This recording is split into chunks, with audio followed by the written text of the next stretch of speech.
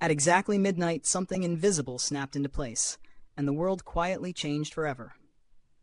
No fireworks, no headlines screaming history, just a handful of computers humming in dark rooms across the United States, waiting for a command that most people would never hear about. January 1st, 1983. Engineers called it Flag Day. But what really happened that night was a cultural earthquake. Picture the scene. Cold fluorescent lights, coffee gone bitter hours ago. Programmers hunched over terminals, fingers hovering, hearts racing. For years, these machines had spoken in fractured dialects, different rules, different languages, different walls.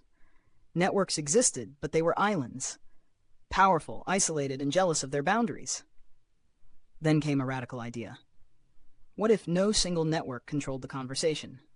What if information could move freely, hopping from system to system, no matter who owned it or where it lived?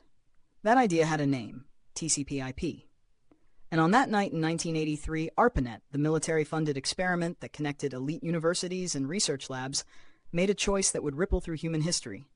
It abandoned its old rules and adopted a new universal language, one protocol to unite them all. At first, nothing dramatic seemed to happen. Screens flickered, commands executed, messages passed. But beneath the surface, something profound had shifted. Control was no longer centralized. Power no longer flowed from a single authority.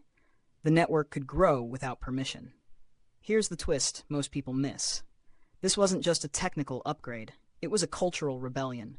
TCP/IP carried a philosophy: resilience over hierarchy, openness over control, collaboration over command.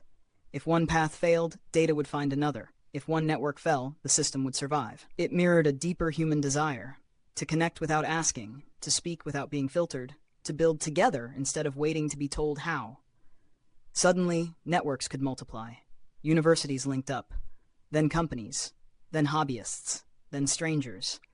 And somewhere along the way, the internet stopped being a project and started becoming a place where ideas could outrun borders, where a teenager could speak to the world, where knowledge escaped locked rooms and spilled into everyday life, where culture itself began to remix, accelerate, and collide.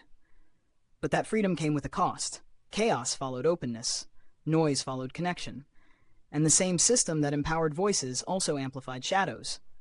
The choice made in 1983 didn't promise perfection, it promised possibility. That's the real legacy of TCP/IP. Not cables, not code, but a shift in how humanity organizes itself. Because the modern internet wasn't born when we logged on. It was born the moment we agreed to share. If this story sparked something in you, take a second to like, share, and subscribe. Drop a comment with your thoughts. Your voice is part of this network too.